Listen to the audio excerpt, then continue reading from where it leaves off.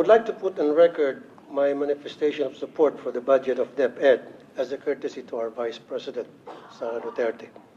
However, I have some few questions and suggestions na kailangan ko pong erase kasi if I don't do that, I'll be remiss of my duty as a senator na nilapitan na maraming mga magulang na mag-aaral sa public elementary and high school para ilabas yung kanilang mga hinaing na karamihan sa mga magulang na ito ay mga mahihirap.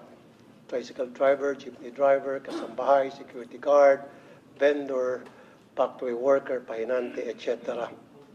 At karamihan sa kanilang mga hinaing ay pare-pareho lang ang sinasabi. Malaki po ang budget ng DepEd pagdating sa MOOE, 48 billion pesos a year. And yet, every single day, nakakatanggap po ako ng reklamo mula sa mga magulang na mga mahirap natin mag-aaral para sa kontribusyon. At ang eskwelahan ay nagsasabi through the PTA, Parents Teacher Association, in the guise of voluntary contribution, when in fact it is a required contribution, mandatory contribution, contribution para sa chalks, floor wax, pintura, varnish, TV repairs, electric fan, test tube, and laboratory materials. Kasama dyan yung printer. At alam ko po, yan ay napapaloob sa supplies and equipment na meron pong bilyones na budget from DepEd. Isa pa po, or ilan pa po sa mga sinisingil na mga public schools sa mga mag-aaral, na mga magulang, ay utility bills. Yung bayad para sa kuryente ay hiningi ng contribution na para magbayad ay yung mga mag-aaral. Yung bayad para sa janitor, yung bayad po para sa mga security guard, yung bayad po para sa repair ng CR, and pati po dun sa field trip na sana po ay libre. Now, ang tanong, can somebody run me through, papaano po ba nadi-distribute, nadi-disburse yung billions and billions of pesos para sa mga nabanggit ko? How is it being distributed at bakit po hindi nakakarating sa mga eskwelahan na marami sa kanila mga guro? In fact, I talked to some of them. Of course, I'm not gonna mention their name for obvious reason. Wala na po nakakarating sa kanila, kaya ang nangyari, nagre-remedyo po sila at ni-require nila yung kanilang mga estudyante na mag-contribute. Paano po naging required to? Kasi what they do is they call a PTA meeting. Ito po yung doorway, Parents Teachers Association. So pagdating po sa PTA, ngayon, ang first agenda palagi is kailangan natin magbigay ng contribution para sa chalk, floor wax, etc. etc. Kailangan natin magawa agad ito. So ang nangyayari, yung mga magulang ng mga estudyante na walang-wala, napipilitan, peer pressure ang tawag po niyan, sapagkat ilan doon sa mga magulang na mag-aaral na can afford, tumataas ng kamay. Yung mga hindi po nagbo-volunteer, hindi tumataas ng kamay, na binabagsak. Yung mahilig mag-contribute, mataas ang grado at honor students pa. Kaya ilan sa mga magulang na ito, napipilitan dumiskarte para lamang makapagbigay ng tinatawag na contribution daw. Sino pong gusto sumagot? Madam Chair, Your Honor, Yusek Escobedo of Field Operations will answer the question. Madam Chair, good afternoon.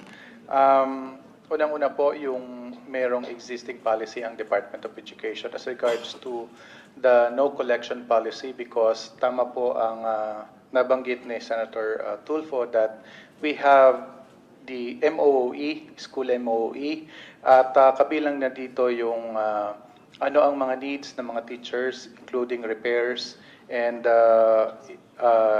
payment for electricity. And we also recognize that merong mga PTAs na nag-i-impose na mga contributions because they're saying that they are a private organization, and meron na po kaming mga ongoing investigations. Isa na po dito sa Region 3 where the teacher involved has resigned And Sir, the case, excuse me, let me cut you off. Hindi lang po sa Region 3, sa lahat po ng lugar sa Pilipinas, when I posted sa Facebook page ko yung reklamo ng ilang mga magulang na pumunta po sa radio program ko Wanted sa radyo, binaha po ako ng mga comments from parents all over the country stating that pati sila sa kanilang eskwelahan, yes, meron daw po talagang tinatawag na voluntary contribution from na inimpose po ng PTA. Ang nangyari po kasi sana, ang request ko, pagsabihan niyo po, pag meron pong PTA meeting, dapat wala na akong pag-uusapan na tungkol sa contributions. Dapat ang pag-uusapan lang po sa lahat ng PTA meeting, i-require niyo po, ay tungkol lang po sa academic performance ng mga estudyante o yung mga problema at hinaing ng mga estudyante, period. Kasi ang nangyari, tuwing PTA meeting, 101% ang unang agenda sa meeting na yan, and I have proof from parents and even teachers na ang first agenda tuwing magkakaroon ng PTA ay project. Ano ang pwede natin magawang project sa eskwelahan? Repair para sa CR. Varnish para sa silya na nasisira na. Bili tayo ng chalk, bili tayo ng floor wax, bili tayo ng ganito, ganon, ganon. Ang mga estudyante na walang pang contribute, kuminsan pinapahiya pa, nilalagay pa po sa group chat. Ito, nag-contribute na si Juan, si Mario, si Pedro. However, si Rolando hindi pa nag-contribute, si Petra hindi pa nag-contribute. So napapaya yung mga hindi pa napapag-contribute na nape-pressure po. In some cases, itong mga magulang, baka natututo pa magnakaw para hindi lang mapaya yung kanilang mga anak. And meron po akong proof tungkol dyan. And in fairness po sa inyo, this has been going on for many years. Even as far back as yung administration pa po, I can remember Brother Armin Luistro. In fact, nag-away pa kami on air niya sa Wanted sa radyo because ayaw niya maniwala hanggang sa pinadalahan ko siya ng mga reklamo and nakita niya po na talagang valid and then nag-issue po siya ng memo na stop na yung contribution, voluntary contribution. After a few months, nagsibalikan din po hanggang ngayon. So is there a way na talagang once and for all, since senador na po ako, because I promise na once ako'y maging senador, I'll put a stop of this nonsense. Nung ako po'y wanted sa radyo na broadcaster, of course, wala po akong magawa. All I can do is call the authorities and tell them, hey, we have complaints pertaining to this and that. Now that I'm senator and they elected and voted me para mabigyan solusyon itong problema ito na mga magulang na mag-aaral, I have to do something to put a stop to these problems once and for all. Can you guys promise me na mainto na to para ako po'y maging supporter ng inyong budget at hindi ko po kontrahin. Humingi kayo ng 1 trillion pesos for all I care. Kasi alam ko kailangan po ang maayos na budget para sa DepEd. And I firmly believe na kailangan talaga ng DepEd ng pinakamalaking budget among all other agencies because we need to give quality educations to our poor na mga kababayan. Because I believe in who he was less in life should have more in law. So dapat sa ating batas, bigyan po ng magandang edukasyon, bigyan po ng magandang serbisyo ang mga mahirap nating kababayan. Dito lang po sana sila makakabawi. And I agree, dapat pabawiin natin sila sa pamamagitan ng pagbigay ng quality education. Pero how can we give these students quality of education kung kulang-kulang? And then we're teaching these kids to be corrupt when they grow up. How and why? Because they know and they knew na yung paghihingi sa kanilang contribution ay pangingikil.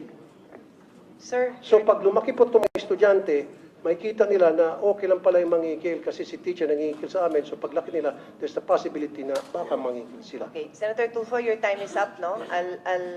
You've been informed that your time is up. You've responded, but kindly respond again. Yusek Escobedo. VP. Madam Chair, Your Honor, number one, you asked the question on how you can help. Paano kayo makatulong na senator na kayo ngayon? Pwede po kayong gumawa ng batas na ipagbawal po ang voluntary contribution sa mga PTAs. And then, pwede po nating i-implement yan. May penalties po yung teacher or parent na mag-insist na merong voluntary contribution. Ang mga PTA po, just like all the other associations, are guided by the majority. Kung ano po yung nadedesisyonan ng majority doon sa kanilang association, yun po yung nasusunod. Now, it is a voluntary contribution. Ibig sabihin, hindi po pinipilit yung mga estudyante o yung mga magulang na mag-contribute kung yun man ang nadesisyonan na project ng PTA.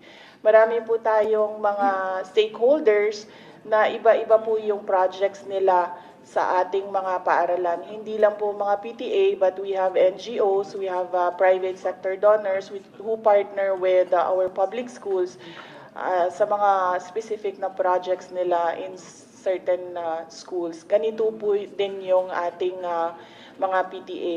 Pinag-iisipan po ng teachers and ng parents kung paano sila makatulong sa eskwelahan para sa pag-aaral ng mga bata. But then again, as I said, these are voluntary contributions. Pwede po nating ipagbawal, gagawa po tayo ng batas para po merong penalty.